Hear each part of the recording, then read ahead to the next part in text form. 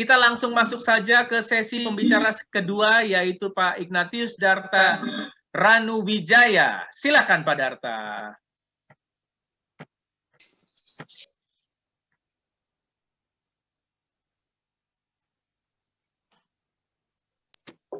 Yes.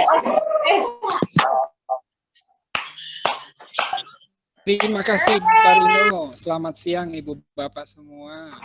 Terima kasih. Masih semangat ya. Siang Pak. Selamat siang, masih semangat ya Ibu Bapak ya. Semangat Pak. Semangat. Baik, baik. Semangat Pak. Semangat. Mulai, ya. Jadi suara saya cukup jelas ya. Saya harus pegang begini ya, bukan karena gaya, tapi supaya suaranya bisa lebih keras. Ya. Jadi terima kasih Ibu Bapak ya yang sudah datang dari ujung barat, ujung timur Indonesia, ya, dan telah meluangkan waktu untuk berpartisipasi dalam kegiatan ini. Jadi saya akan memulainya begini, Ibu Bapak. Ya, tadi juga sudah disinggung oleh Pak Rino, lalu juga oleh Bu Nino. Pandemi global ini kan memberikan dampak ya buat kita semua, buat saya, buat Ibu Bapak, ya, dan buat anak-anak kita, apalagi yang kemudian memiliki kondisi kekhususan tertentu atau malah disabilitas. Saya akan gunakan dua kata yang artinya kurang lebih sama, yaitu anak berkebutuhan khusus dan anak penyandang disabilitas sama. Ya. Nah, situasi ini menuntut kita tadi seperti yang disampaikan juga, kadang perlu menyesuaikan harapan kita karena perubahannya terlalu cepat ya. Tidak hanya menyesuaikan perubahan atau malah merubah harapan kita, tapi barangkali Ibu dan Bapak kemudian harus menyandang tanggung jawab baru. Ya, tidak hanya sebagai ibu rumah tangga, bapak rumah tangga, tapi juga jadi guru buat anak-anak di rumah. Ya, sama juga dengan guru-guru di sekolah, punya tanggung jawab yang baru. Ya, tidak hanya mengajar di sekolah, tapi juga kemudian bertransformasi menjadi konselor atau malah pelatih bagi orang tua, ya, khususnya orang tua dari anak berkebutuhan khusus, untuk mengajarkan mereka bagaimana mendampingi anak di rumah. Nah, dunia pendidikan jelas terdampak, ya, seperti yang kemudian Ibu Bapak alami saat ini kan. Jadi sekali lagi situasinya memang secara dramatis berubah total, ya. Dan dari tahun lalu 2020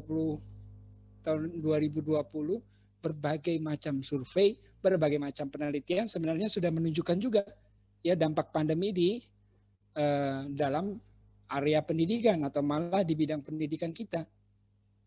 Di situ ada pesan yang sebenarnya sangat jelas bahwa ketika terjadi pandemi maka layanan pendidikan yang kita berikan berubah kebijakannya menjadi kebijakan belajar dari rumah. Nah, lewat survei penelitian tahun lalu, karena sudah hampir setahun ya pandemi ini, substansinya sangat sederhana. Kebijakan belajar dari rumah itu ternyata membuka mata kita terhadap adanya berbagai macam disparitas atau perbedaan. Perbedaannya macam-macam. Tidak hanya menyangkut kesiapan dari sekolah, baik itu guru maupun orang tua, ya. Lalu juga kemudian terkait dengan kurikulum, lalu juga terkait dengan teknologi informasi komunikasi yang sangat berbeda, ya khususnya ibu bapak orang tua yang ada di ujung timur, ujung barat Indonesia.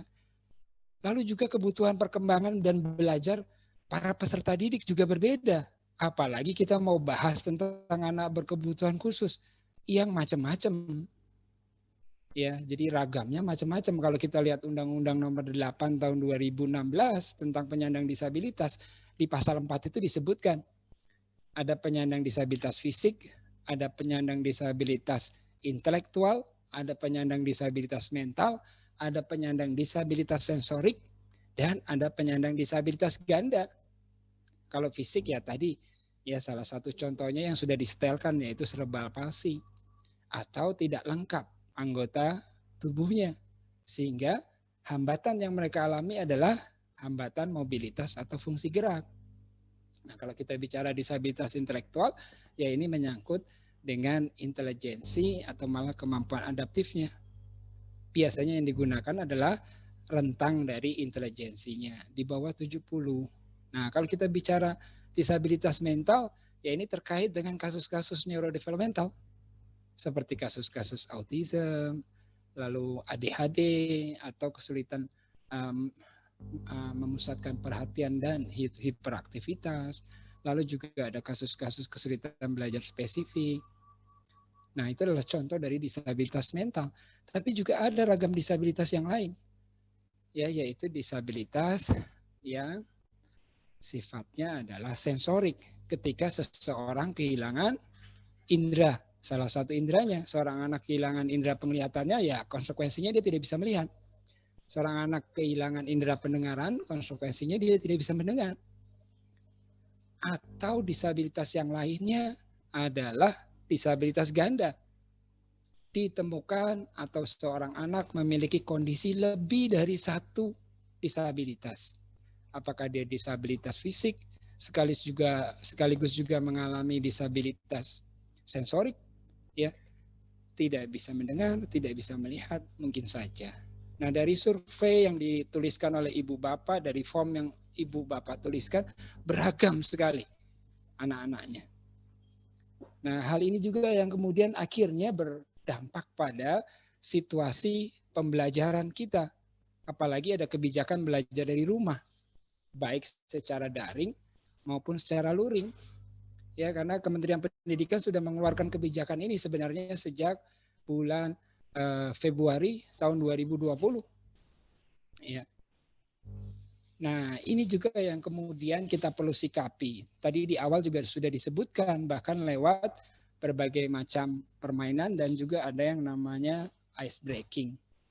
Ini bisa kita sikapi dengan dua hal. Bisa positif, bisa negatif, kan begitu ya Ibu Bapak? Ya. Dan pastinya ya kalau kita kemudian memandang ini sebagai sebuah hal yang positif, ya, ternyata prosesnya membuka mata kita juga buat ternyata banyak sekali kreativitas dan inovasi yang sudah ibu bapak, baik orang tua maupun ibu bapak guru, yang sudah dilakukan selama hampir setahun ini untuk mengupayakan layanan pendidikan dan layanan pembelajaran di rumah bagi anak berkebutuhan khusus. Kok bisa ya yang tadinya kemudian dianggap susah atau sulit ternyata bisa seperti itu. Ada banyak kreativitas, ya, ada banyak inovasi, penggunaan berbagai macam media, lalu juga kemudian pendekatan personal, bahkan mengontak para peserta didik satu persatu. Nah, semua itu adalah bagian dari kreativitas dan inovasi yang ternyata selama pandemi ini ibu bapak telah lakukan seperti itu. Atau malah mungkin kita bisa sikapi secara negatif. Wah, ternyata bebannya makin berat. Ya, tidak hanya kemudian harus mengajar dari rumah, tapi juga harus memastikan urusan rumah semuanya baik. Nah, lalu saya akan menawarkan Ibu dan Bapak, ya, saya akan menawarkan garis besar dari pokok pembahasan saya. Ada 4 hal yang kemudian saya tawarkan, karena sekali lagi yang kami sampaikan dalam materi ini sebenarnya adalah membangun ide-ide untuk bisa saling bekerja sama, berkolaborasi, ya, untuk mengupayakan layanan pendidikan di rumah bagi anak berkebutuhan khusus. 4 garis besar yang kemudian saya sampaikan adalah, pertama begini, kita perlu merefleksikan kondisi saat ini. Lalu yang kedua, kita perlu pertimbangkan sebenarnya proses BDR itu prinsipnya apa. Lalu yang ketiga, kita akan berikan tips sederhana bagi orang tua dan guru. Dan yang keempat adalah trik pembelajaran dari rumah bagi ABK. Nah, ini 4 hal ini yang kemudian saya akan sharingkan. Saya akan mulai ya dengan yang pertama. Ada 3 isu. Ini 3 isu yang Ibu Bapak bisa baca nih.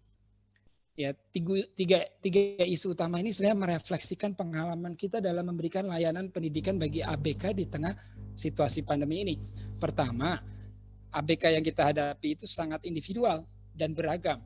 Buktinya form yang digambarkan. Disabilitasnya tadi yang saya sebutkan. Ada disabilitas fisik, intelektual, mental, sensorik, sampai ganda. Ragam disabilitas ini pastinya berdampak pada kebutuhan dan perkembangan belajar mereka. Lalu ada partisipan juga yang menyampaikan anak didiknya autis, ADHD, cerebral palsy, kesulitan belajar spesifik dan sebagainya. Nah, area-area dalam perkembangan anak-anak ini pun juga berbeda. Kemampuan motoriknya beda. Lalu kemampuan bahasa dan komunikasinya beda. Lalu kemampuan kognitifnya beda. Lalu kemampuan sosial emosinya beda. Rentang usianya juga beda-beda. Ya. Dan yang paling membedakan juga adalah ekologis mereka beda. Mereka datang dari keluarga dengan latar belakang yang bermacam-macam. Nah, ini yang pertama kemudian kita perlu sadari sebelum kita memulai ya bagaimana kita nanti berbicara tentang pembelajarannya. Jadi itu refleksi saya yang pertama. Lalu refleksi yang kedua, tadi dikatakan bahwa ekologis keluarga itu beda-beda. Jadi sudah pasti dampak dari pandemi ini beda-beda. Ada yang lancar saja menjalaninya, proses belajar dari rumah, pendampingan orang tua, semuanya lancar-lancar. Tapi ada juga yang struggling atau malah kemudian kita anggap berdarah-darah. Sangat sulit untuk kemudian menjalani proses-proses itu. Nah, faktor-faktor ini bisa ditimbulkan tidak hanya secara internal dari keluarga, tadi sudah disinggung juga, ya misalnya ya ada faktor internal tadi, bagaimana pola pengasuhan, pola komunikasi yang disampaikan oleh Bu Nino. Lalu ada faktor eksternal juga, bagaimana tekanan-tekanan dari luar itu berdampak pada kondisi keluarga, keberfungsian keluarga sendiri, baik faktor ekonomi atau finansial, pekerjaan dan sebagainya. Nah, dari dua hal ini itu akan menimbulkan refleksi yang ketiga, ya. Pasti pertanyaannya kemudian begini, gimana ya? Apa kira-kira yang ibu bapak perlu ajarkan ketika kondisinya ada anak ABK yang beragam, yang individual, ada yang siap dan ada yang tidak siap. Siapnya juga bisa karena individunya sendiri, bisa juga dari faktor ekologisnya yaitu keluarganya. Lalu pertanyaannya berkembang macam-macam. Kalau untuk anak yang saya pegang, kira-kira apa sih yang saya perlu prioritaskan, saya perlu ajarkan? Apakah keselamatan diri karena ini pandemi? Lalu saya perlu ajarkan bagaimana cara mereka menjaga kesehatan, mencuci tangan, ya, memakai masker dan sebagainya. Atau kemudian saya perlu fokuskan pada kemandiriannya. Atau malah kemudian saya perlu fokuskan pada kebiasaan dia bekerja. Jadi kita perlu berikan tugas-tugas dari sekolah untuk dikerjakan di rumah, ya. Atau malah prioritas kita pada akademis. Baca, tulis, hitung, ya. Atau malah kemudian prioritasnya berkembang menjadi macam-macam. Nah, semua ini yang kemudian kita akan pertimbangkan sama-sama, ya, baik dari orang tua maupun guru. Sehingga muncul juga prioritas. Kira-kira apa sih yang paling penting? Mengingat individualitas yang beragam tadi. Nah, lalu saya akan lanjut ke slide berikutnya. Ini dia. Jadi ada tujuh hal yang kemudian melandasi sebenarnya dari refleksi itu tadi. Oh, kalau kebijakannya belajar dari rumah selama pandemi ini, ya sebenarnya keputusan dari Menteri Pendidikan sudah menyebutkan di situ tentang kebijakan belajar dari rumah. Ya, kalau saya mengulang sebenarnya ya konten pembelajarannya harus masuk dalam kecakapan hidup. Lalu kemudian yang kedua, penilaiannya harus secara kualitatif.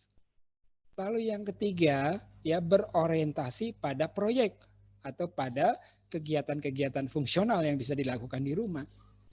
Nah, lalu saya turunkan menjadi 7 pertimbangan yang penting dalam proses belajar di rumah.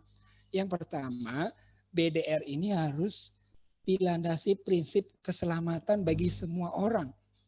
Ya, khususnya warga sekolah. Ada guru, ada kepala sekolah, ada peserta didik, ada orang tua, ya, dan ada staf-staf di situ. Lalu masyarakat luas, ya keterampilan apa kira-kira yang akan diajarkan? Cuci tangan, pakai masker, jaga jarak, ya, lalu menghindari kerumunan atau apa?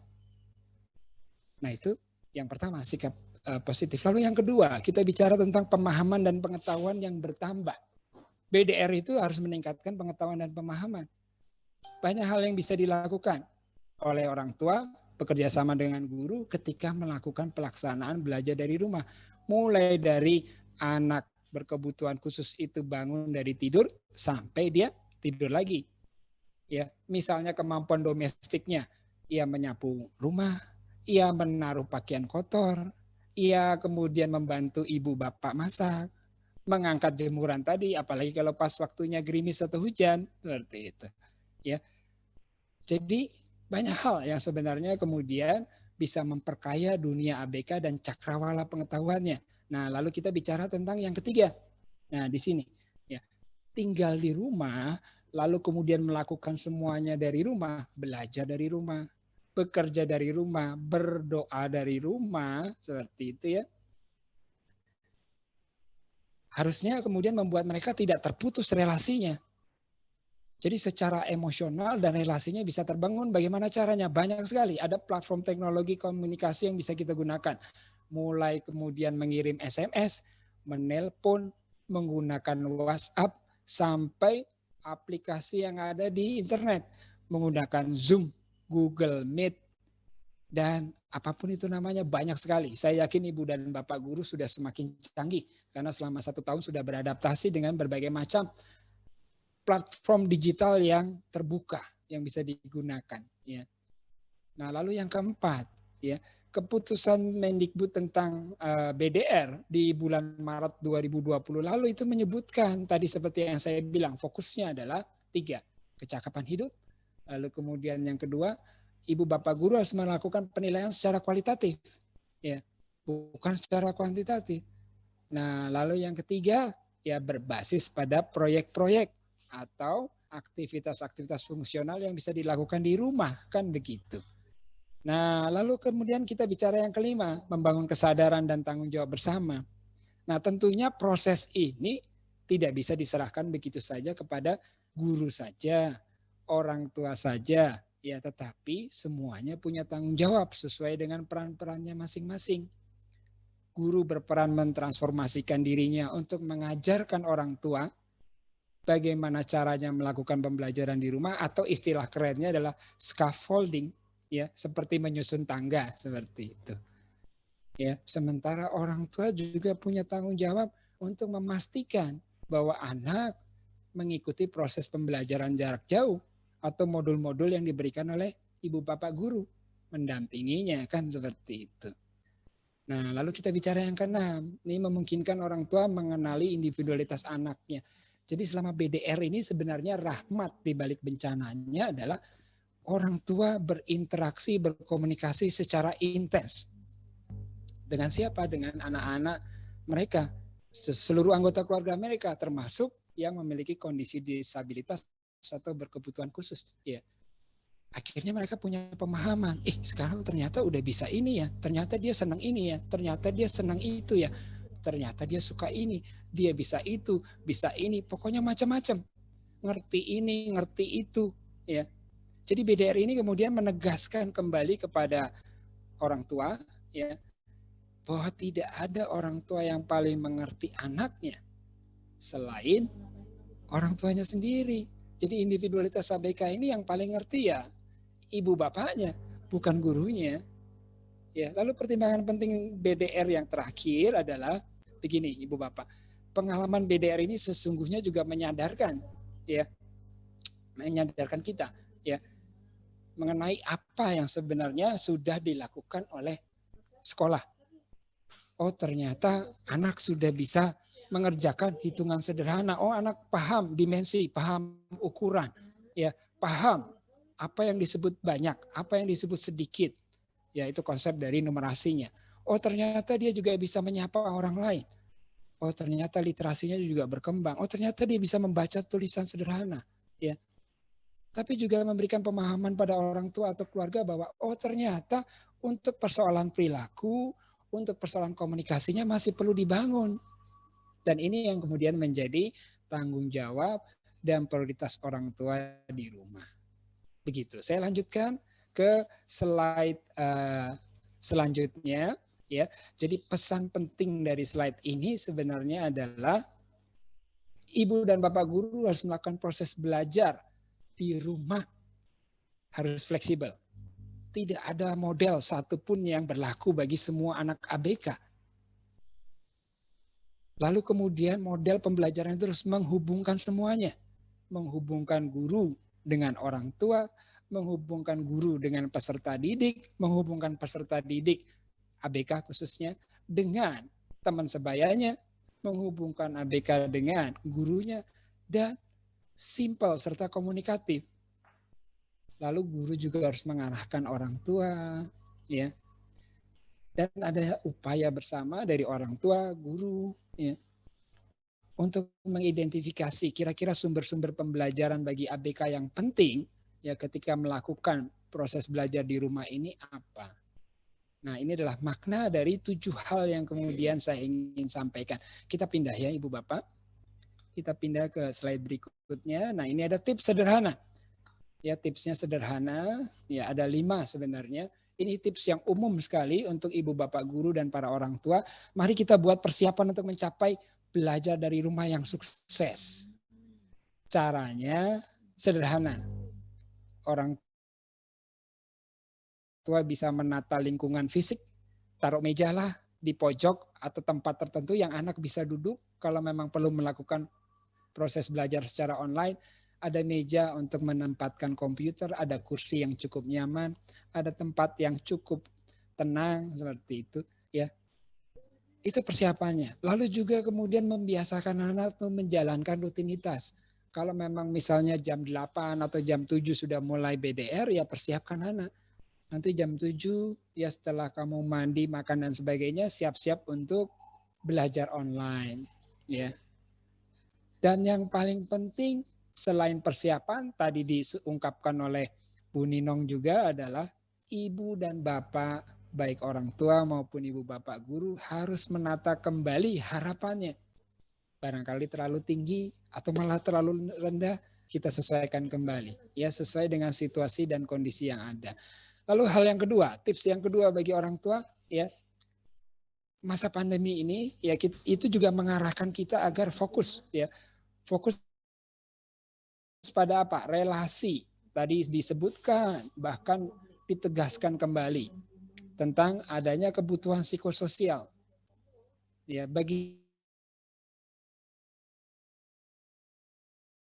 makanya bangun relasi yang kuat antar sesama guru, antar guru dengan orang tua, antar sesama orang tua, lalu antar peserta didik. Ya. Sehingga kita bisa saling menguatkan. Lalu arahkan juga para peserta didik untuk bisa mengelola dirinya di masa-masa yang sulit itu, tahan karena memang belum boleh datang ke sekolah. Ya, jadi kita telepon saja atau kita ketemu saja di Google Meet atau kita ketemu saja di Zoom meeting dan sebagainya. Seperti itu ya. Lalu tips yang ketiga, menumbuhkan rasa memiliki dan mendorong setiap usaha anak berkebutuhan khusus dengan cara mengamati minat mereka. Tadi juga sudah disebutkan, ya saya hanya mengulang saja dorongan mereka. Ketika seorang ibu atau orang tua menceritakan, Bu kemarin anak saya ya dia bisa naruh pakaian kotornya sendiri loh, lalu dia mencuci piringnya sendiri. Nah hal itu yang kemudian diberikan motivasi, dipuji secara spesifik. Misalnya pada waktu belajar online, gurunya menyebut salah satu nama ABK-nya, Darta, kemarin kamu cuci piring ya, mamahmu cerita, ibu bapakmu cerita, misalnya seperti pintar, siapa yang bisa mencuci piring di rumah sendiri, seperti itu. Nah itu untuk menjaga dan untuk menumbuhkan rasa memiliki dan mendorong mereka serta menjaga motivasi mereka. Ya. Nah yang terakhir yang paling penting adalah pastikan kesejahteraan semua orang. Jadi tidak bisa kita melakukan semuanya sendiri. Kita perlu kerjasama dan yang paling penting adalah setiap orang harus menjaga kesehatan mental mereka. Bagaimana caranya? Tetap bergerak, olahraga sedikit, menjaga imunitas, bercanda juga, ya. Dan yang paling penting adalah minta bantuan kalau ibu bapak perlukan. Di sini ada Bu Ninong sebagai psikolog, ya.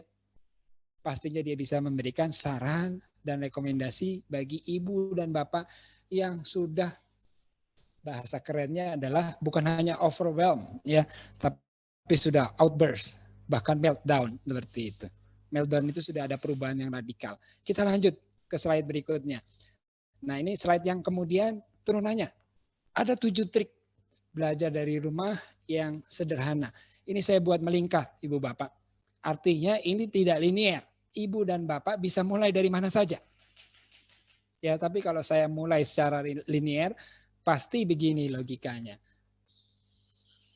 Ketika anak mengalami perubahan, khususnya ABK ya, kok dia nggak bisa datang ke sekolah, kok dia harus belajar dari rumah, kok dia harus duduk di depan komputer, kok dia harus melihat komputer, kok dia harus dengerin gurunya di layar monitor, kok dia harus didampingin sebagainya. Semua itu membutuhkan pemahaman. Kenapa? Oh, ternyata pandemi. Jadi tuntutan yang kemudian kita perlu bangun adalah memahamkan anak-anak berkebutuhan khusus ini mengenai situasi yang terjadi. Ada pandemi global namanya COVID-19. Ya, apa itu COVID-19? Saya berikan contohnya. Ibu Bapak bisa buka slide berikutnya seperti ini. COVID-19 ya itu disebabkan oleh virus. Virusnya namanya corona. Tapi lagi-lagi Ibu dan Bapak, ini hanyalah ide. Ide ini harusnya didasarkan pada individualitas dan kapasitas individual dari seluruh anak berkebutuhan khusus. Yang saya berikan contoh di sini menyangkut modalitas belajar secara visual dan juga auditorinya dengan gambar seperti itu. Ya, Ibu dan Bapak bisa kembangkan sendiri. Ya, kalau untuk yang tunarungu, ya ini bisa digunakan. Untuk yang kemudian autism spectrum disorder ini bisa digunakan. Untuk yang ADHD ini bisa digunakan. Tapi untuk yang tunanetra, ya kita harus gunakan modalitas belajarnya secara auditori. Ya, strategi yang kedua, meningkatkan peluang ABK berekspresi. Berikan makna pada setiap kegiatan yang mereka lalui. Di dalam rumah khususnya, ya yang menjadi peran atau tugas orang tua. Hari ini ya kamu makan apa? Hari ini ibu bapak masak apa? Hari ini kamu ngapain aja? Hari ini ketika belajar dengan gurunya lewat online atau PJJ, belajar apa saja. Hari ini kamu ketemu, semua itu kemudian dijelaskan sehingga anak kemudian bisa mengekspresikan dirinya karena dia paham rutinitasnya. Ya. Lalu strategi yang ketiga atau trik yang ketiga adalah kemampuan meregulasi, mengatasi kecemasan itu dibutuhkan oleh semua anak. Ya, tidak hanya anak berkebutuhan khusus, tapi non ABK. Ya, cara yang paling simpel, sederhana adalah ini. Kalau sedang kesel, kalau sedang marah, ya hitunglah 1 sampai 4, tarik nafas yang dalam. Ya. Lalu kalau anak tidak tenang, ya berikan rutinitas yang menenangkan. Apakah sekedar berjemur, berolahraga, dan sebagainya. Lalu yang keempat, ini dia. Orang tua khususnya juga perlu melihat selama hampir 1 tahun ini saya yakin ada adaptasi baru. Sehingga ibu dan bapak sudah sangat paham aktivitas apa yang masih bisa dilakukan. Di dalam rumah misalnya, oh di dalam rumah dia masih bisa nonton.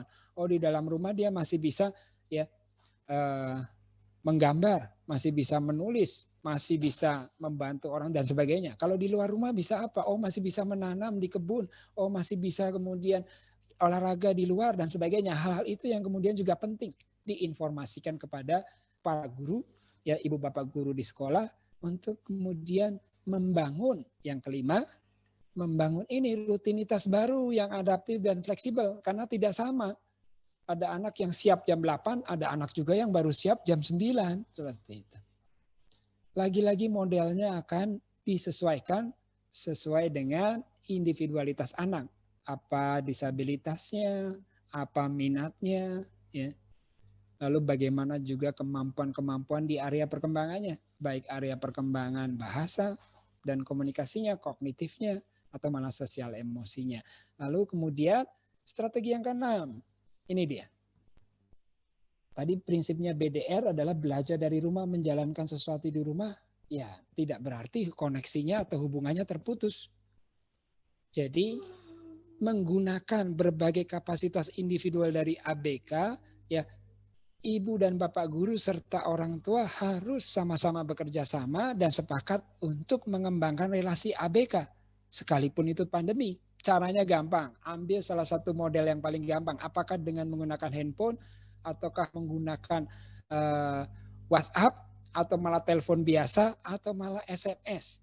Kalau menggunakan WhatsApp, ya kita kasih tahapan-tahapan yang sederhana atau malah kita kasih ya trik-triknya atau kita kasih yang namanya analisa tugasnya dari 1 sampai 6 misalnya, cari namanya atau fotonya, lalu pilih siapa yang mau dihubungi, tekan tombolnya, tunggu jawaban, berbicara dan bisa bertanya tentang apa saja. Nanyain kabarnya, lagi apa, ya, terus tadi makan apa dan sebagainya, ya. Kalau sudah cukup, bilang terima kasih, tutup, ya. Nah, seperti itu. Nah, lalu strategi yang terakhir, nah kita bicaranya sebenarnya ini dia. Ini yang selalu menjadi masalah karena ini juga dituliskan di dalam formulir yang ibu bapak isi. Baik sebagai orang tua, baik sebagai guru maupun sebagai caregiver atau pendamping atau terapis. Ada tanda-tanda perubahan perilaku yang kemudian diamati, ya. Nah, itu adalah 7 hal yang memberikan ide dasar, ya. Tetapi yang paling penting kemudian ibu bapak, saya mau memberikan penekanan kepada ini dia.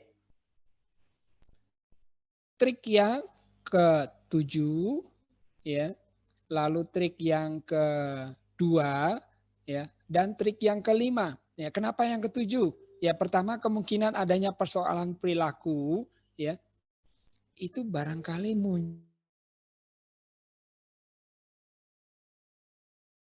berkebutuhan khusus ini melalui lensa perilaku. Dan kita berpikir bahwa anak-anak ini bersikap melawan, menolak tugas, nggak mau duduk, ya nggak mau diarahkan selama PJJ dan sebagainya. Ya, tetapi kita melupakan bahwa proses berpikir dan belajar dari anak berkebutuhan khusus itu beda-beda. Dan seringkali ketika mereka tidak memahami apa yang terjadi, misalnya lewat belajar online seperti itu, muncul rasa frustrasi tadi yang sudah digambarkan oleh Bu Ninong dengan baik sekali. Sehingga itu ditunjukkan lewat perilakunya yang menantang. Ya nggak mau duduk, yang ngelempar barang, ya bahkan teriak-teriak, ya bahkan jerit-jerit, bahkan nangis-nangis. Ya. Sudah umum ketika kita bicara tentang ya karakteristik gangguan perkembangan yang dialami oleh anak ya dengan autism spectrum disorder atau malah ADHD, mereka kesulitan untuk memahami transisi atau perpindahan dari satu kegiatan ke kegiatan lain. Jadi mereka kaku sekali seperti itu. Ya, jadi ya caranya kemudian adalah bahwa setiap anak berkebutuhan khusus itu membutuhkan yang namanya akomodasi pembelajaran. Modalitas belajar mereka beda-beda. Lalu hambatan belajar mereka beda-beda. Makanya disebut anak berkebutuhan khusus. Yang khusus itu sebenarnya bukan anaknya, tapi kebutuhan belajarnya. Mereka yang tunanetra ya nggak bisa lah kita kasih gambar. Tapi kita omongin. Mereka yang tunarungu ya nggak bisa lah kemudian kita ngomong secara verbal. Kita bantu dengan gambar, kan seperti itu. Jadi khususnya adalah strategi belajarnya. Jadi itu yang penting, yang ke-7. Lalu penekanan yang lain adalah peluang berekspresinya. Jadi kenapa penekanannya perlu saya berikan yang kedua, Ibu Bapak? Ya, persoalan utamanya menurut saya adalah ya kita mungkin memiliki harapan yang tidak sesuai dengan kondisi dari anak berkebutuhan khusus sendiri. Ya. Dan kondisi ini sebenarnya membutuhkan proses adaptasi pembelajaran. Jadi jika ada anak berkebutuhan khusus yang mengalami gangguan perilaku atau malah menunjukkan perilaku menantangnya, dan dia tidak menunjukkan proses yang menyenangkan selama proses belajar online, ya ada aja masalahnya, kemungkinan besarnya ada masalah fisik dan masalah mental yang mendasarinya. Tadi juga sudah disampaikan. Nah, untuk mengatasi ini maka kita butuh pendekatan yang kedua, peluang ekspresi. Ya sering-seringlah ibu bapak guru dan orang tua menanyakan, bagaimana perasaanmu nak? Ya sesuai dengan kapasitas mereka ya. Kalau mereka belum memahami bahasa ya gunakan gambar. Ya gunakan mimik muka seperti itu. Apakah senang, apakah sedih, apakah khawatir, apakah takut, apakah cemas, seperti itu. Jadi peluang-peluang untuk mengekspresikan itu baru bisa kita lakukan kalau kita mengajarkan makna-makna yang dialami oleh anak-anak kita setiap harinya. Setiap harinya kamu belajar ini, setiap harinya kamu makan ini, setiap harinya kamu ketemu ini, setiap harinya kamu lakukan ini, lakukan itu, dan sebagainya. Ya. Lalu perasaanmu bagaimana? Ajarkan perasaan-perasaan yang dasar. Ya, dari 7 ke 2, lalu saya lompat ke 5. Ya.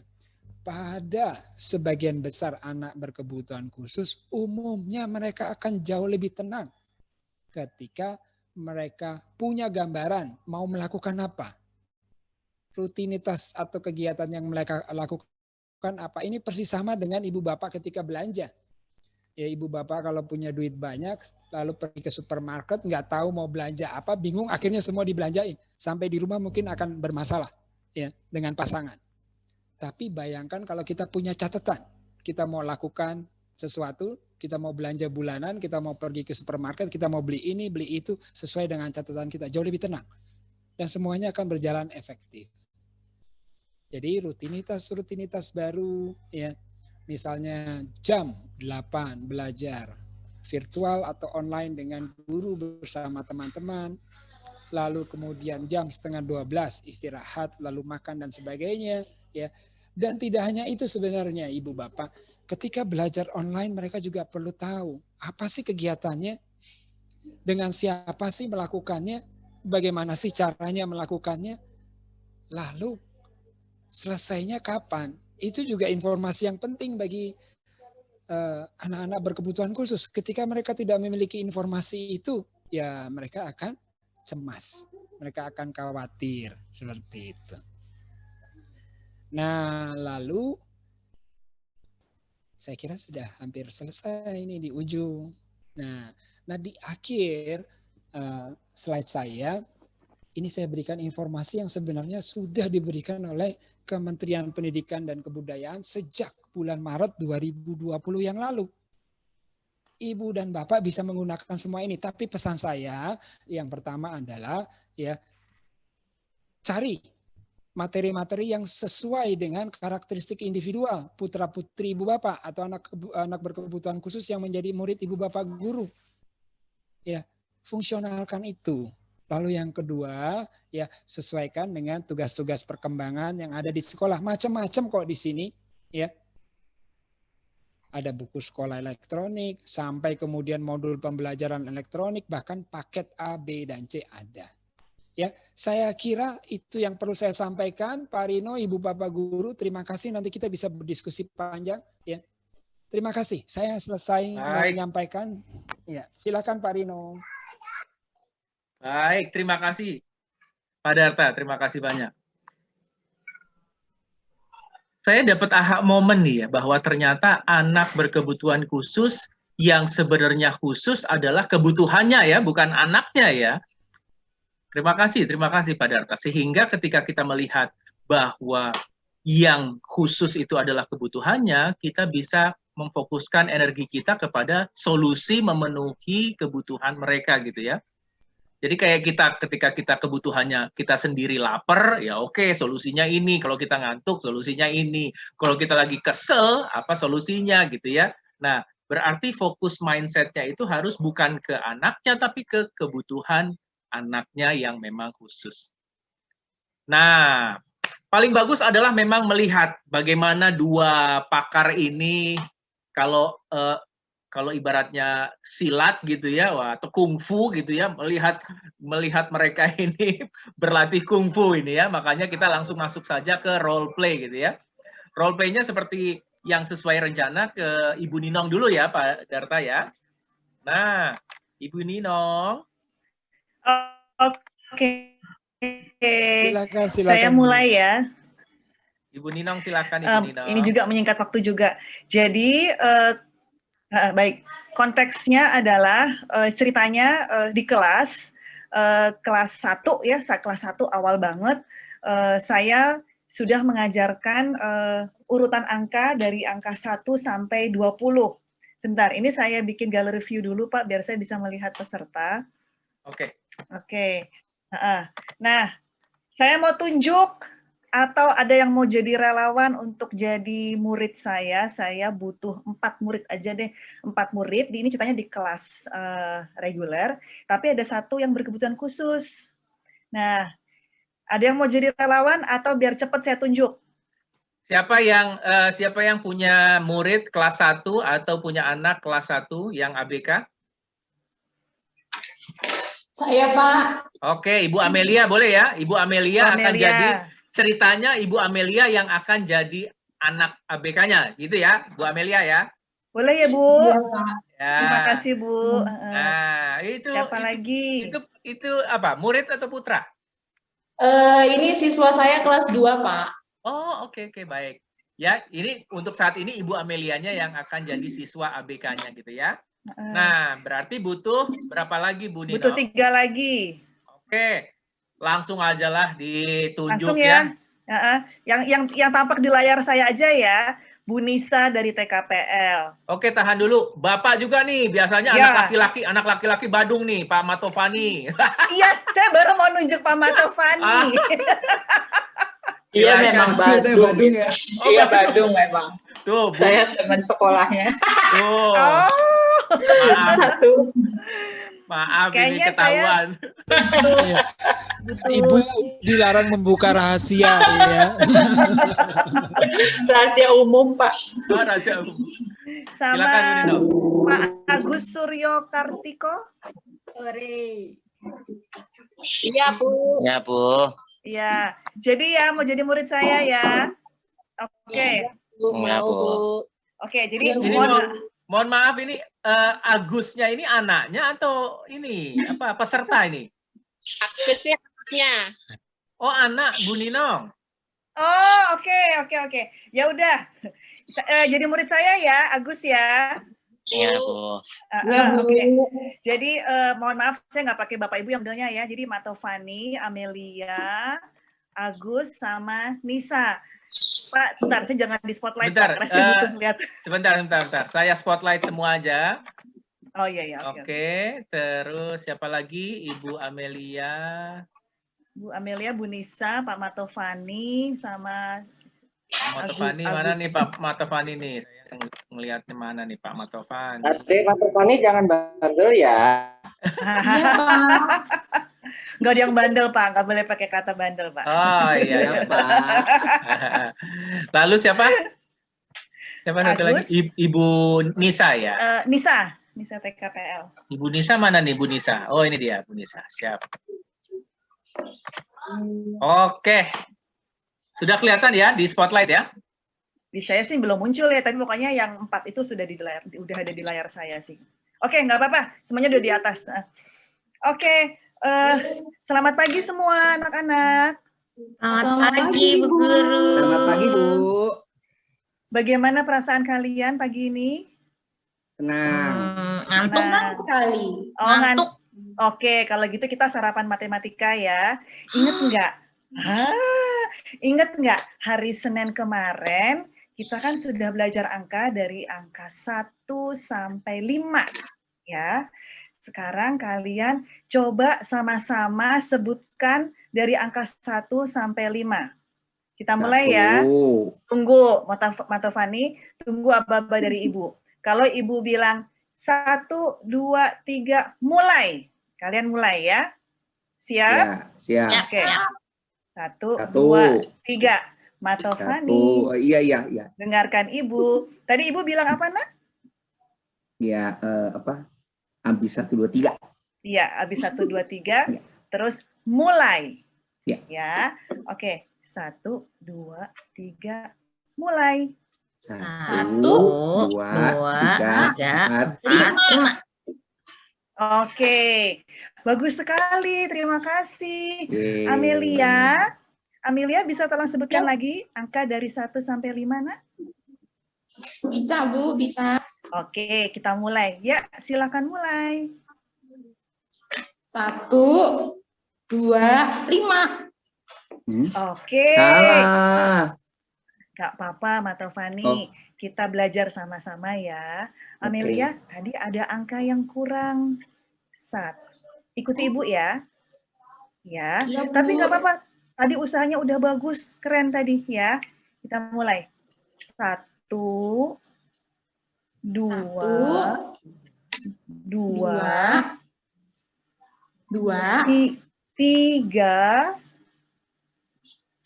3, 4, 4, 5. 5. Oke, coba sekali lagi, ulang lagi dari pertama. 1, 2, 5. 3, 3 salah ya, Bu. Nggak apa-apa. 3. Ya, kita ulang 3, 4, 5. 5. Oke, terima kasih Amelia. Terima kasih Agus, Matovani, dan Nisa sudah menunggu. Nanti setelah kita selesai, Amelia belajar lagi sama Bu Ninong ya. Iya, Bu. Oke, terima kasih anak-anak semua. Terima kasih, Bu. Oke, Pak. Ibu Ninong, Ibu Ninong. Ya, Pak Rino. Ibu Ninong. Itu Agus kayaknya udah semangat tuh mau juga ikutan tuh. Coba deh sama Agus Oke, deh. Agus. Coba Nak sebutkan angka 1 sampai 5. Yuk, dimulai. 1 sampai 5, yuk. 1 sampai 5. Itu. Ayo. 1, Yang kedua. 2, 3, 4, 5. Ya, terima kasih Agus sudah mendengarkan dan sudah mencoba. Makasih ya Nak ya. Tuh. Oke, Pak Rino mau lanjut ini ke Pak Darta atau gimana?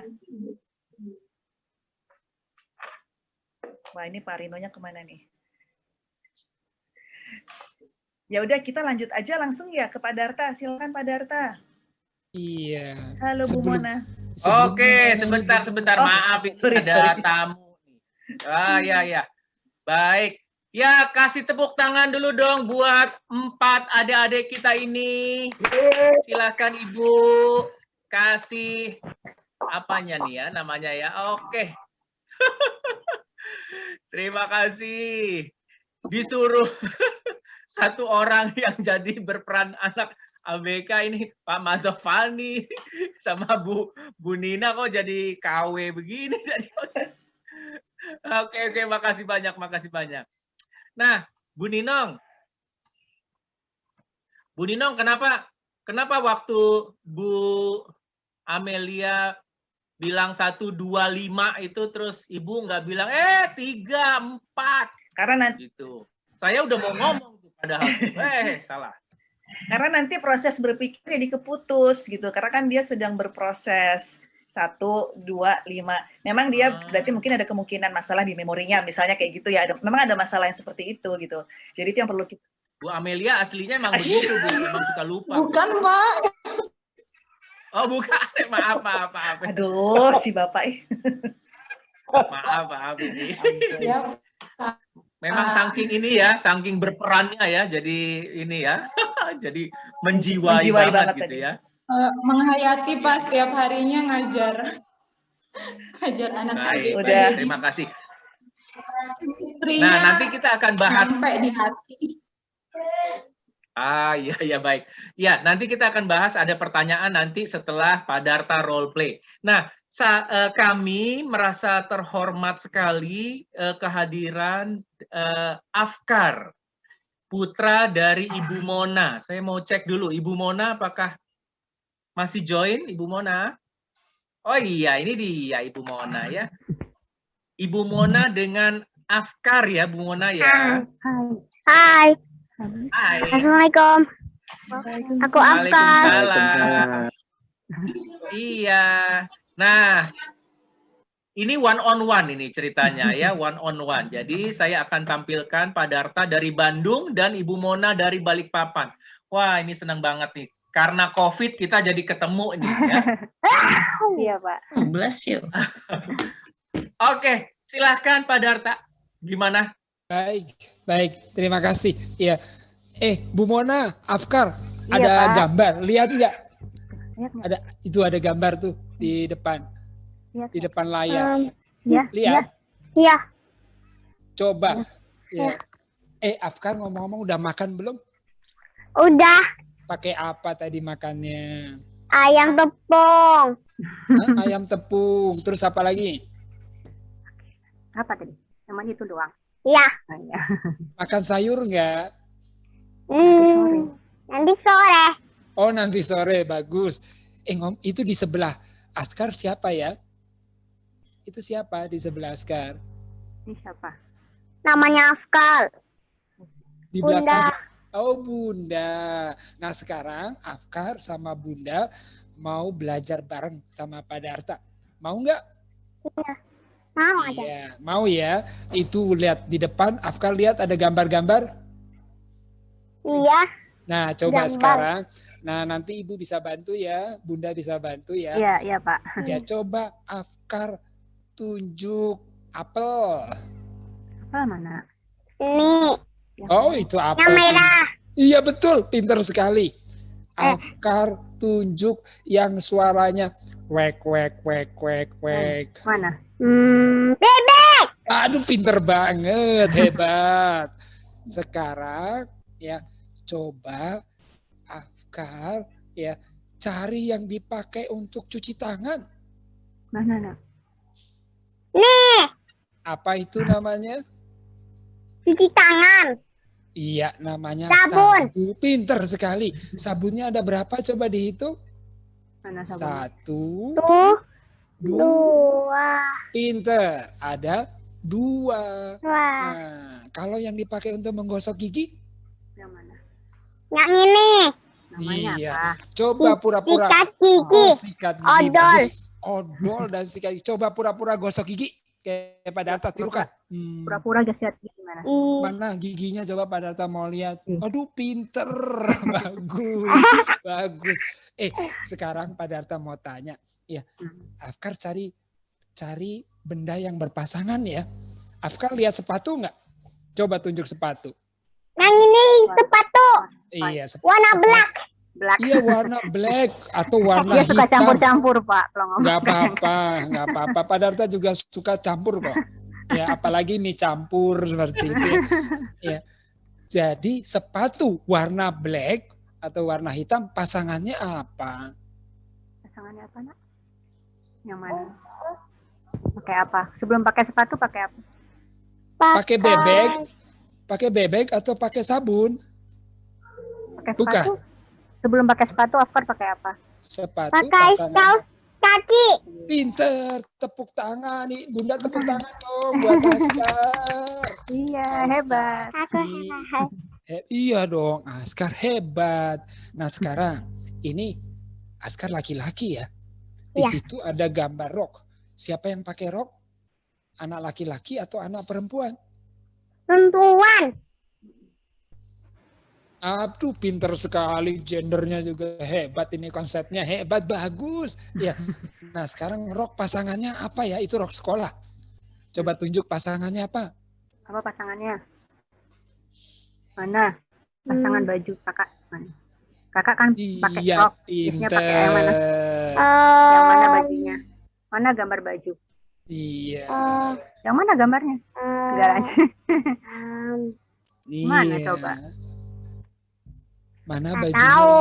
Ini di Oke, sini, sekarang ada di Bunda sini, kasih coba tahu mana Bunda tunjuk lihat. Bunda. Yang ini baju. Pinter. Tepuk Warna tangan dong. Iya, bagus sekali. Nah, sekarang lebih susah lagi. Pak Darta mau tanya ya. Askar dengar ya. Ya nanti Bunda bantu ya. Ya. Ada binatang kakinya 2. Suaranya kok petok petok petok. Coba tunjuk. Aduh, ayam pinter sekali. Yang mana ayam? Yang mana? Oke. Bagus. Warna apa? Nah, Warna putih. nah, sekarang tebak-tebakan lagi. Ya, Pak Darta mau cerita lagi. Ya, ini ada gambar di depan Askar. Ya, warnanya kuning. Bentuknya panjang. Kalau makan dikupas dulu, rasanya manis. Apa ya? Pasta Warna gigi kuning. atau Warna odol? kuning. Makanan warna kuning. Warna makanan warna kuning. Apa Ya, suka kelompok biasanya? buah-buahan. Buah-buahan. Buah-buahan. Ya. Mana warna kuning? Pisang. Iya, mana? Pinter. Mana Jadi, pisangnya? Iya, ya, oke. kelompok buah-buahan, warnanya kuning, bentuknya panjang, rasanya manis, itu namanya apa, Aska? Namanya apa? Namanya Tadi yang Alphard sebutin namanya apa? Yang warna kuning tadi ini namanya apa? panjang. Oh, iya panjang Namanya warnanya. Namanya apa? Pisang. Pisang. Iya. Bagus. Coba tepuk tangan 2 kali. Gimana tepuk tangan 2 kali? 2 kali. 1, 2. Nah, sekarang terakhir sebelum selesai ya, Askar pintar sekali, Bunda terima kasih nih yang terakhir nih. Ya, Pak Darta punya tebak-tebakan lagi. Ada benda, ini gambarnya ada di depan Askar, ya. Lihat sini. Ya. Itu digunakan untuk Askar pakai kalau mau membersihkan tangan. Dia harus dikasih air, dibasahin supaya Askar tangannya bersih dan nggak kena penyakit. Namanya. Yo, Sebelum Askar mana? bisa melihat itu di kamar mandi. Apa ya? Apa ya? Sabun. Pinter. Sabun Siapa? cuci tangan. Pinter. Cuci tangan. Cuci tangan. Tepuk tangan. Sebelum selesai, Askar nyanyi dong. Pak Darta pengen dengar. Ibu bapak guru pengen dengar juga. Ada lagu yang disukai nggak? Apa? Lagu apa? Lagu. Apa? Tahu. Hausan pikir ini. Tahu kerah. Putih dalahu fasa. Selalu ia belajar. Lanjin dapudu anak menjadi anak yang nyandungna. Ya, tepuk tangan. Anak Bu Mona, terima kasih. Iya. Askar, terima kasih. Sukses selalu Terima kasih, dari Bali. Ayah. Dadah. Papa. Dadah. Dadah. Assalamualaikum. Waalaikumsalam. Terima kasih, warahmatullahi Papa. wabarakatuh. Terima kasih, Askar. Iya. Sudah. Aku sudah nggak deh. Aku sudah. Sudah, terima Oh, kasih. iya. Dadah. Dadah. Saya. Iya. Terima kasih. Bu Mona, terima kasih. Iya. Pak Darta. Iya, Pak. Terima kasih ya. Oke. Nah, baik. Sekarang kita mau masuk lagi ke pertanyaan sekarang. Langsung saja ke pertanyaan. Sudah ada satu yang nanya ini soal calistung. Ibu Ninong atau Pak Darta yang mau ngomong silakan mau menjawab.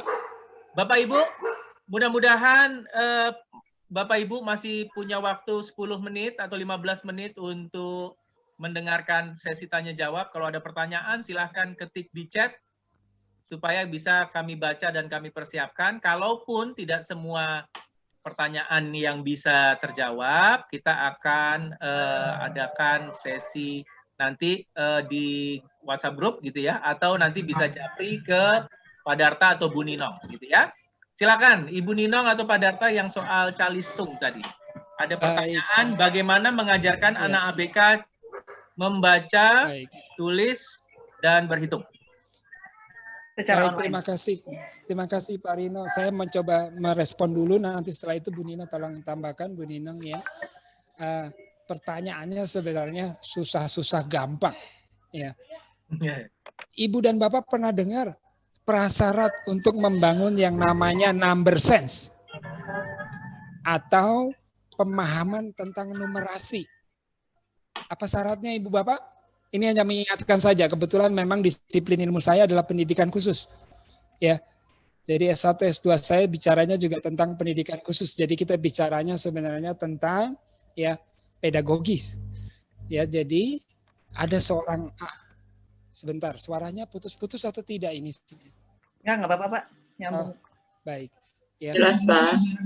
Baik. Jelas, Pak. Jadi kalau kita bicara tentang number sense, Ibu dan Bapak perlu ingat seorang ahli yang namanya Piaget.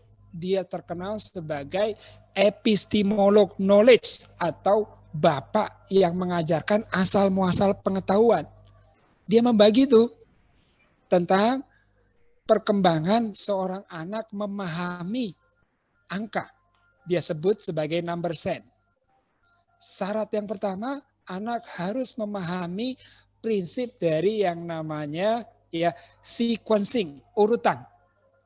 Ibu dan Bapak kan tahu ya, tadi Bu Ninong sampaikan ada 1, 2, 3, 4, 5. Oh ternyata ada prinsip urutannya di situ. Jadi untuk membangun pemahaman tentang pengetahuan angka, yang pertama harus dibangun adalah kemampuan anak mengurutkan. Baik dari yang kecil sampai yang besar, dari yang banyak sampai yang sedikit, atau dari yang sedikit sampai yang banyak. Itu syarat yang pertama. Lalu syarat yang kedua, ya, Piaget bilang selain kemampuan mengurutkan atau sequencing, harus juga membangun kemampuan yang namanya klasifikasi. Jadi peserta didik atau anak-anak ini juga harus mampu mengklasifikasikan berdasarkan apa? Ukurannya, ini yang besar sama yang besar, yang kecil sama yang kecil, ya. Lalu juga dari bentuknya, ini kotak, ini bulat, ini lonjong, lalu ini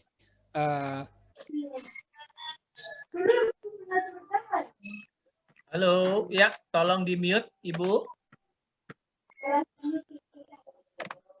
Ya, silakan Pak Darta. Yang kedua, kemampuan lalu ada syarat juga yang ketiga. Ini sebelum kita bicara langsung ke matematika, karena prasyarat itu banyak. Maaf Pak Darta, tadi yang sempat kita bicara tentang kemampuan. Pak Darta, ya. Terputus ya, koneksi saya jelek ke. Tadi ya. Nomor dua terputus Pak. Ya, nomor 2 adalah kemampuan mengklasifikasikan. Oke, nomor 1 tadi apa? Yang pertama adalah mengurutkan atau sequencing. Mengurutkan.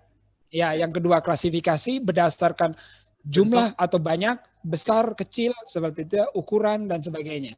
Lalu yang ketiga konservasi. Ini kalau saya punya misalnya apa ya? Nah, saya punya gelas seperti ini, ya. Kalau kemudian gelasnya saya isi panjang, ya. Nanti kemudian kita akan bicara bahwa jumlahnya bisa jadi banyak atau malah sedikit. Jadi konservasi itu begini, Ibu Bapak. Kalau misalnya Ibu Bapak punya 3 bola, bolanya dijejer 1, 2, 3, sama ada satu gambar lagi, bolanya juga 3, tapi bolanya dibuat jauh-jauh. 1 di atas, 1 di bawah kiri, 1 di bawah kanan. Ketika anak ditanya mana yang paling banyak, dia akan menunjukkan yang paling banyak itu yang berurutan tadi. 1, 2, 3, atau malah dia akan menunjukkan yang paling banyak yang tadi. Jadi ini kemampuan konservasi. Jadi jumlah itu akan tetap sama walaupun posisinya berbeda atau berubah. Nah, syarat-syarat itu sebenarnya penting.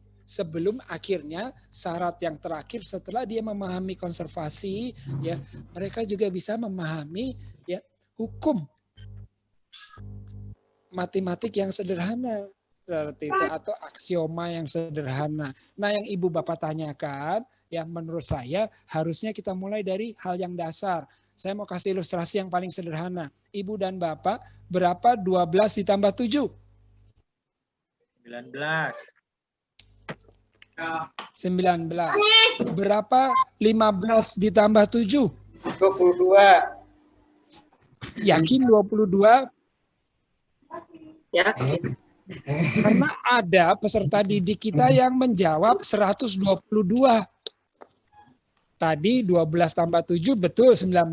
Tapi ketika kita minta coba 15 tambah 7 berapa? Ibu Bapak, tadi 15 tambah 7 berapa? Katanya 22. Ternyata ada peserta didik kita yang menjawab 122. Kira-kira kenapa Ibu Bapak? Salah konsep. Hanya yang salah konsepnya kira-kira Ibu? Mungkin berpikirnya dikalikan. Konsepnya dia kan ditambah, Bapak bertanyanya, tapi anak menangkapnya dikalikan. Betul. Jadi sebenarnya semua sama anak itu ditambah. Persoalannya kemudian tadi kalau kita bicara tentang sequence, prasyarat yang disampaikan pertama. Urutan 15 itu ternyata ada urutannya. 5 itu angka satuan, ya. Lalu 1 itu puluhan. Itu ada nilai tempat. Nah kalau kemudian tadi kita 15 tambah 7, ya 7 itu satuan. Ternyata selama dia tidak 2 digit, anak bisa. Makanya tadi 12 ditambah 7 dia bisa jawab 19. Tapi ketika 15 ditambah 7, 5 ditambah 7 berapa Ibu? 12. Dia tulis 12. Jadi jawabannya 112. Seperti itu. Bukan 122 ya, maaf saya salah. Ya, jawabannya 112. Jadi pemahaman tentang nilai tempat yang memang bersumber tadi prasyarat pertama tentang sequence, ya, urutan seperti itu, anak belum memahami. Jadi ketika dikasih hitungan tadi hitungannya 15 tambah 7, harusnya itu jawabannya 22, ternyata 5 tambah 7 dia tulis 12 dulu. Setelah itu ada satunya dia tambahkan 1 di depannya. Ya ini berarti bahwa pemahaman dia tentang nilai tempat belum kuat. Nah sekarang kalau kemudian tadi tanggapan Ibu, apalagi kalau Ibu dan Bapak sudah mengajarkan teknik menyimpan dan meminjam, lebih repot lagi. Misalnya ya 125 dikurangi 97. Oh kan lebih repot lagi. Kan harus meminjam puluhannya, lalu mengurangi ratusannya, seperti itu. Nah makanya prinsip-prinsip tentang number sense tadi yang disampaikan oleh Piaget sudah belum dikuasai. Itu yang pertama, bahwa ada prasyarat dalam matematika. Lalu hal yang kedua, secara umum, kadang-kadang matematika jadi menakutkan buat anak. Karena cara atau strategi kita yang mungkin kemudian penuh tekanan, penuh ancaman bagi anak, seperti itu. Jadi di hal ini juga yang membuat saya punya pengalaman yang buruk terhadap matematika. Ya, makanya saya pilih ke pendidikan khusus seperti itu. Oh, karena gitu. saya berpikir tidak perlu matematika, ternyata sangat perlu, Pak. sangat perlu. Begitu, Nah, Pak, itu ya. dari sisi saya, Pak. Tapi prinsipnya Pak Rino, Bu Ninong, dan Ibu Bapak semua, saya tidak bisa menjawab secara pasti. Karena jawaban yang pasti, lakukan assessment. Assessment yang ditanyakan adalah assessment yang berbasis pada kurikulum. Assessment yang berbasis pada kurikulum 3, baca, tulis, dan hitung. Yang ditanya adalah kemampuan hitungnya. Jadi tugas Ibu dan Bapak Guru mengakses sejauh mana kemampuan dia menghitung. Baik nilai tempat, lambang bilangan, teknik penjumlahan, ya, pengurangan, nanti perkalian, pembagian, dan sebagainya. Itu yang harus di-assess. Sampai akhirnya kita bisa menemukan pola-pola kesalahan anak itu. Dan kita bisa mencari jawabannya. Ya saya kira itu dari saya Pak Rino. Terima kasih. Terima kasih Pak Darta, terima kasih. Bu Ninong, ada prakteknya gimana caranya? Tambahan sedikit aja dari saya, karena ini kan juga pertanyaannya mengenai bagaimana mengajarkannya secara online ya.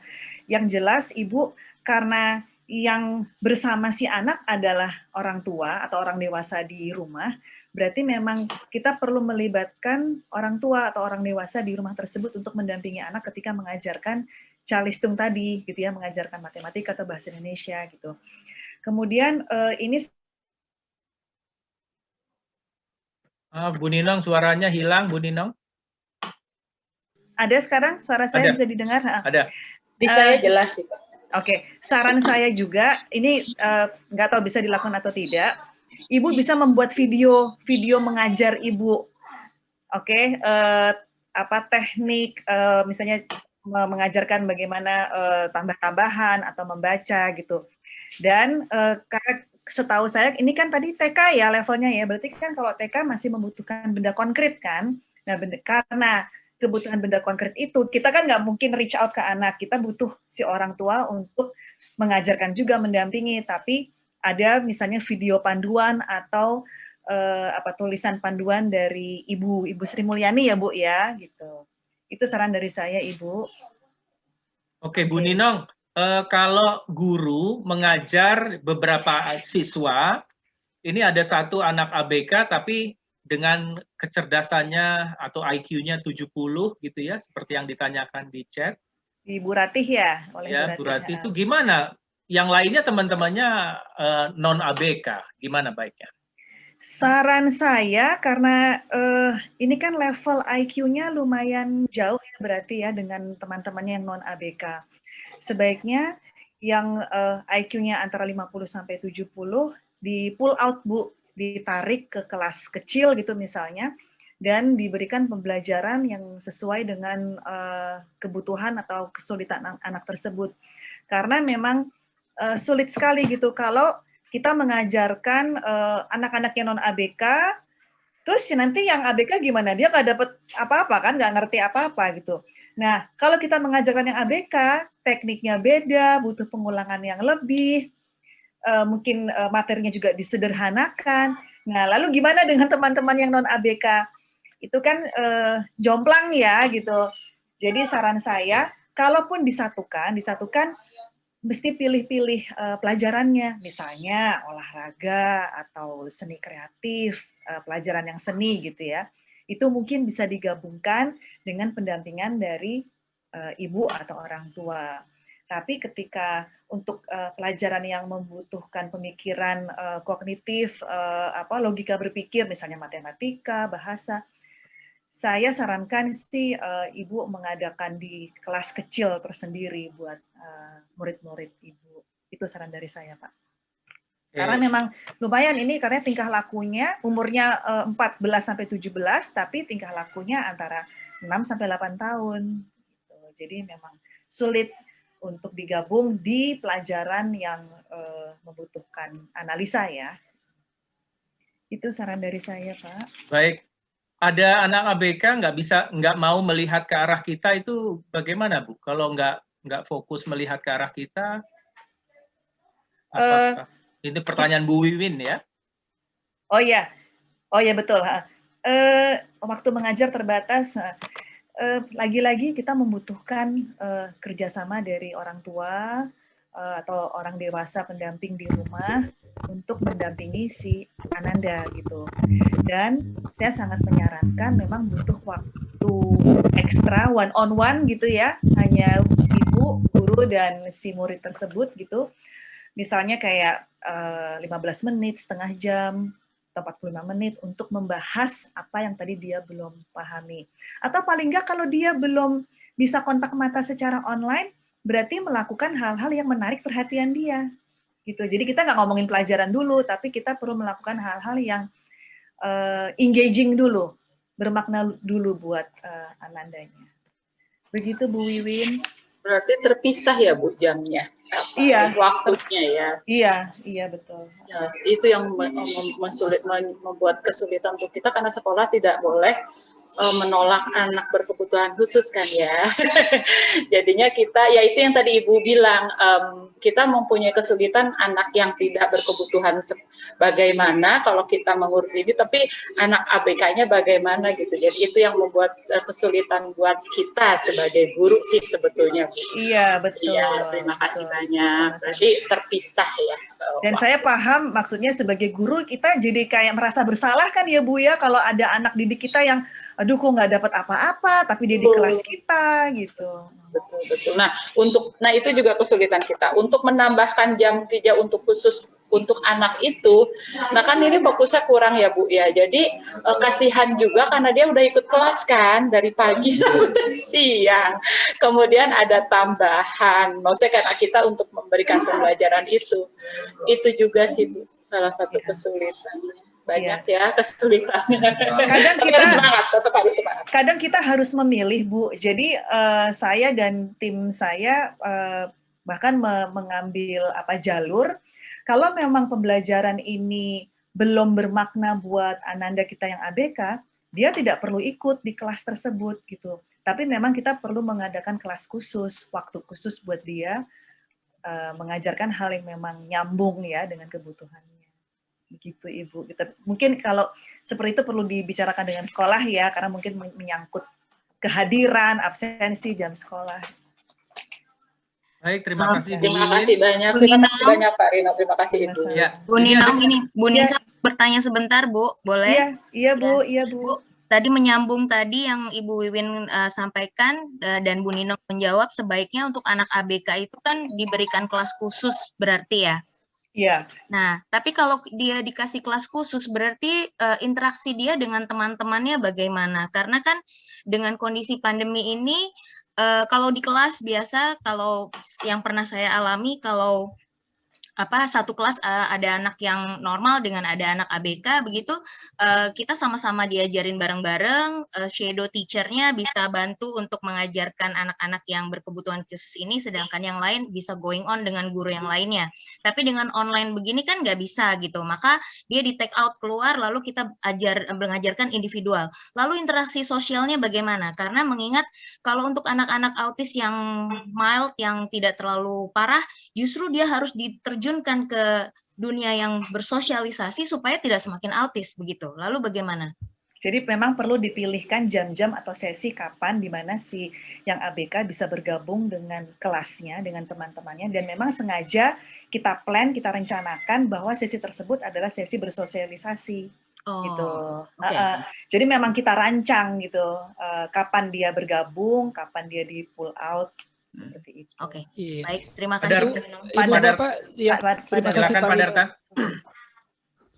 Ibu dan Bapak, kalau kita bicara implementasi pendidikan inklusi, sebenarnya ada beberapa tingkatan dari inklusi. Yang paling sederhana dua lah. Kita kenal yang namanya part inclusion, lalu full inclusion. Yang tadi disampaikan oleh Bu Ninong adalah itu sebenarnya. Bagian dari kalau part inclusion, ada beberapa aktivitas yang bisa digabung. Kegiatan belajar apa mereka digabung, ya, tapi ketika istirahat bermain ya jadi satu. Ketika butuh strategi pembelajaran yang tersendiri, ya dia bisa kemudian dipisahkan. Baik. Itu adalah bagian dari part inclusion, tapi juga ada yang full inclusion. Nah, apakah semua ini bertentangan? Tidak, Ibu Bapak. Kita mengenal sistem pendidikan kita ada 3. Ada pendidikan umum yang reguler biasa, ada pendidikan yang khusus atau SLB. Tetapi ada juga pendidikan inklusi yang menerima semua anak. Ibu Bapak jangan lupa kita masih punya model pendidikan yang di tengah-tengahnya yang namanya mainstreaming. Selama ABK bisa mengikuti ya syarat-syarat yang diterapkan sekolah itu, maka dia bisa lolos. Itu yang terjadi. Makanya anak-anak kemudian gagal. Sehingga ada alternatif yang keempat yaitu sekolah inklusi, yang menawarkan peluang yang sama bagi semua anak tanpa membedakan. Saya kira itu, Pak. Terima kasih. Baik. Terima kasih, Pak Darta. Terima kasih banyak. Nah, ada Bu Santi yang bertanya bagaimana cara menghadapi orang tua yang tidak mendukung pembelajaran secara online karena rupanya muridnya ini tinggal sama neneknya. Ya, dan dan orang tuanya di luar kota gitu ya. Jadi ya gimana ya? Gimana tuh, silakan yang mau komen boleh ya. Kalau saya gini Pak, Ibu memang, Santi ya, Ibu Santi, ya. Gini, jadi kita sebagai guru, sebagai terapis kita perlu pendekatan khusus dengan orang tuanya. Jadi kita perlu ngobrol nih, terserah mau pakai telepon, mau pakai Zoom gitu ya. Tapi apa sih yang mau kita capai dengan anak ini gitu? Kenapa anak ini disekolahkan? Tujuan Bapak Ibu apa disekolahkan gitu?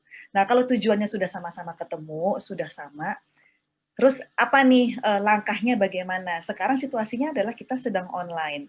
Dan kalau kondisinya adalah Ananda berkebutuhan khusus, artinya dia butuh pendampingan. Saya tidak tahu berapa persen pendampingannya gitu. Tapi yang jelas kalau orang tua sedang tidak ada di tempat, memang perlu ada pengganti, mungkin mbaknya, omnya, atau kakaknya, terserah siapapun yang orang dewasa yang ada di rumah tersebut. Gitu.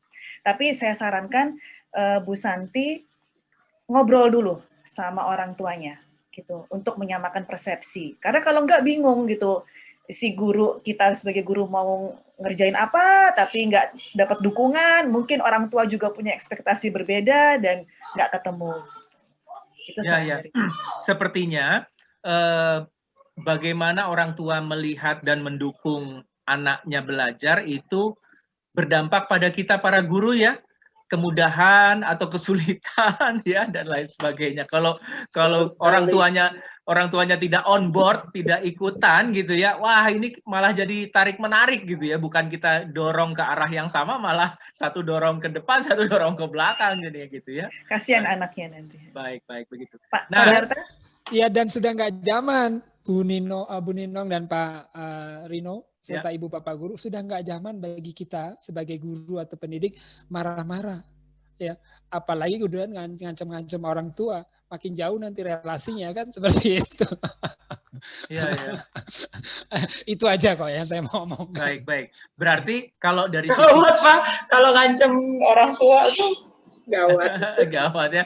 Ya, berarti dari sisi kita sebagai guru adalah kita harus mencari kreativitas gitu ya untuk mempengaruhi orang tuanya sebisa kita gitu ya. Karena anaknya dia gitu ya. Dan kalau dia punya pendapat yang berbeda ya berarti kita nggak bisa ini banyak ya berbuat banyak, hanya fokus pada mempengaruhi aja. Makasih Pak Mantovani ya. Terima kasih banyak. Terima kasih Bu Santi. Pak Mantovani, izin bertanya, saya orang tua, saya punya murid yang menunjukkan ciri-ciri autis nonverbal. Beberapa kali flappy ya Bu Ninong ya? Oh iya, gitu. Oh iya. Baik. Ya.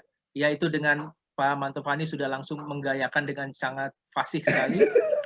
Kontak mata sangat kurang. Saat awal saya bertemu dia belum menunjukkan pemahaman instruksi.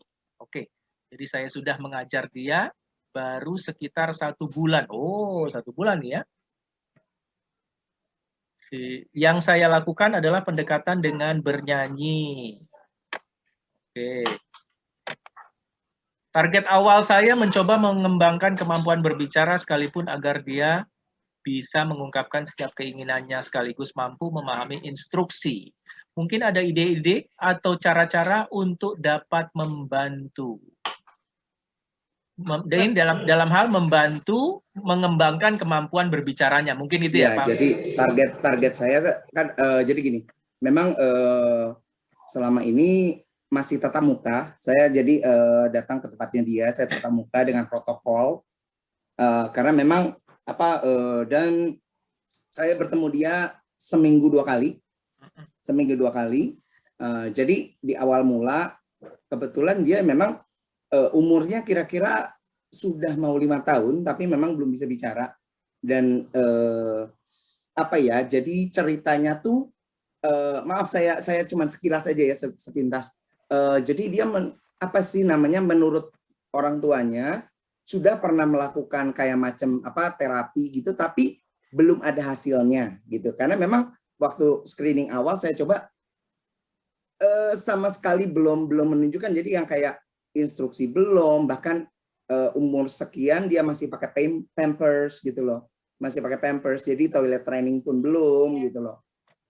Dan intinya adalah masih ya seperti yang tadi saya sampaikan dan belum menunjukkan.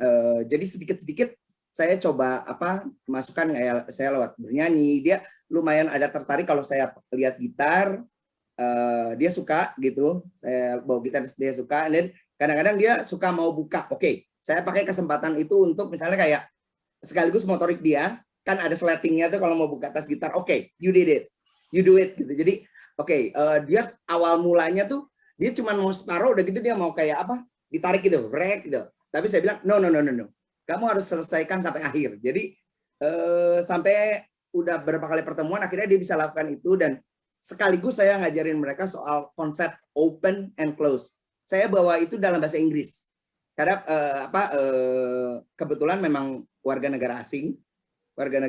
Jadi saya pakai bahasa Inggris untuk pendekatannya gitu loh. Jadi intinya adalah dengan tujuan saya untuk bawa dalam lagu ataupun kayak instruksi singkat kayak shake hand, high five, itu semata-mata untuk menambahkan kosakata. Sekaligus saya pakai yang mungkin seperti Pak Darta ya, yang saya mulai dengan mau dimulai dengan gambar-gambar. Saya udah siapin kayak flashcard kayak gitu. Nah, mungkin ada ide mungkin atau masukan gitu. Mohon. Terima kasih.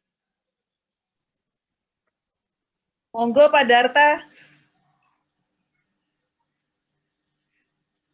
Ya, baik. Jadi saya Pak Mantovani, ya. Saya kira semua yang Pak Mantovani lakukan sudah tepat, ya. Karena pertama sebenarnya yang perlu dibangun adalah relasi. Relasi antar siapa? Ya, antar guru atau orang dewasa dengan anak sendiri atau peserta didik betul. sendiri. Nah, relasi ini yang kemudian Bapak tekankan di awal lewat berbagai macam aktivitas yang menyenangkan. Apakah bernyanyi, apakah bermain secara fisik, secara sosial. Nah, hal ini yang sebenarnya membangun yang namanya relasi sosial. Akhirnya muncul yang namanya joint attention. Jadi muridnya, ya gurunya bisa sama-sama saling memperhatikan. Tapi kebutuhannya kemudian yang Pak Mantovani sampaikan adalah bagaimana langkah selanjutnya untuk meningkatkan kemampuan berkomunikasinya. Ya, kemampuan bahasa dan komunikasi ya, kalau betul. kita lihat kan selalu ya ada ukurannya di situ. Ya, dia ada bentuknya, ada kontennya dan ada pragmatisnya. Tapi kalau saya mau sederhanakan, Pak Mantovani harus meningkatkan pertama adalah kemampuan mendengar anak itu. Ya, kalau memang kosakatanya yang dibangun harus dalam bahasa Inggris, ya gunakan bahasa Inggris sesuai dengan bahasa ibu. Betul. Apalagi Dan, dia ekspatriat seperti itu ya. Ya. Dan sekaligus saya kadang-kadang gini, misalnya kayak saya suka melakukan pendekatan dengan lagu atau segala macam. Saat misalnya dia bilang sesuatu, saya kasih apresiasi gitu.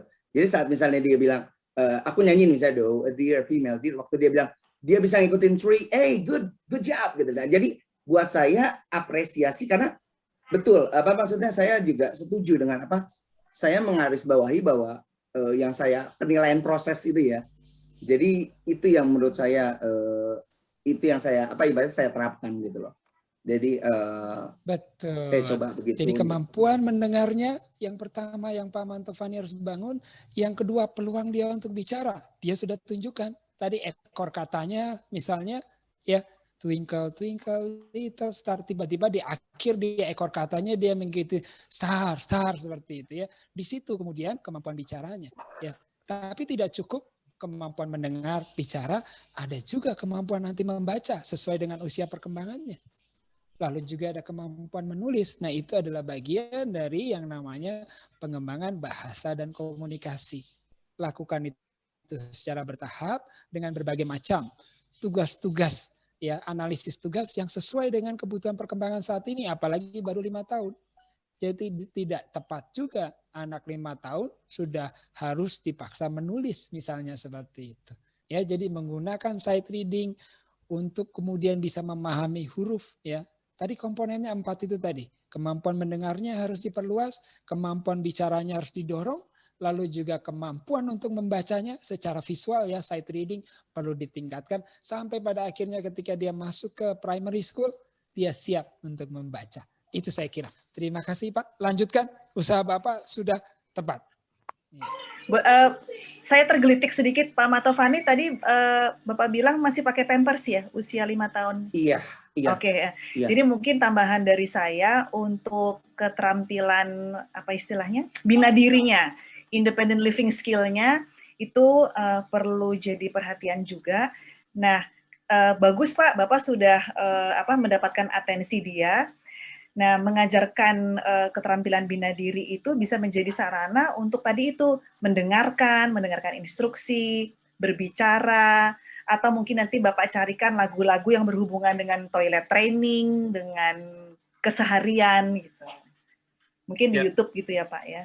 Oke. Ya, oke, thank you. Oke, baik, terima kasih. Ada 2 pertanyaan terakhir kayaknya ya yang kita bisa langsung jawab, yaitu Ibu Sri Mulyani, Bu Ninong, anak saya berusia 9 tahun namun belum bisa menulis. Dia lebih ke pemahaman KLO. Untuk menulis dia agak susah, harus di titik-titik terus. Oh ya, connecting the dots-nya gitu ya. Gimana, ada solusinya nggak, Bu? Silakan. Belum bisa menulis ini bisa macam-macam ininya ya. Penyebabnya apakah memang karena motoriknya, apakah karena memang dia belum paham dengan abjad, makna abjad, apakah memang ada kesulitan dengan koordinasi visual dan motoriknya, memang ini perlu assessment lebih lanjut. Saya boleh sarankan Ibu Sri untuk anandanya di-assess oleh psikolog untuk melihat kemampuan kognisi dia ada di mana. Tapi sambil menunggu, anak itu pastikan dulu motorik halusnya memang sudah matang, sudah sesuai dengan tahapan usia perkembangannya. Kalau dia menulis titik-titik juga masih sulit, berarti gunakan huruf-huruf yang 3 dimensi, Bu, yang bisa dipegang. Kan ada tuh yang karpet-karpet yang misalnya huruf A, huruf B, tapi dia bisa pegang gitu. Atau nanti menggunting huruf A bentuknya, jadi A itu seperti ini, B seperti ini gitu. Jadi sebelum sampai ke tahapan, itu kan agak abstrak ya Bu ya, menulis huruf di kertas, pastikan bahwa dia tahu dulu tingkatan yang lebih sederhana, huruf A secara 3 dimensi bentuknya tuh seperti ini. Terus nanti mungkin pakai pasir atau Play-Doh, membuat huruf A di pasir gitu. Jadi mungkin saat ini lebih masih rumit kalau dia connecting the dots ya, menulis di kertas. Jadi coba lebih sederhanakan lagi dengan cara yang lebih konkret tadi. Pakai yang 3 dimensi, Bu, Bu Sri Mulyani. Itu saran dari saya, Bu. Nah, oke. Bapak Ibu, baik. Bapak Ibu, sepertinya sudah semua pertanyaan ya terjawab ya. Tentunya kalaupun masih ada pertanyaan lagi, Pak Darta dan Bu Ninong, apakah boleh memasukkan itu nomor handphonenya di chat? Oh iya. Ya, silakan Bu Ninong dan Pak Darta. Baik Pak. Memasukkan nomor handphone di chat, jadi Bapak Ibu bisa. Ada pertanyaan dari Bu Mona tuh ya, apa Montessori?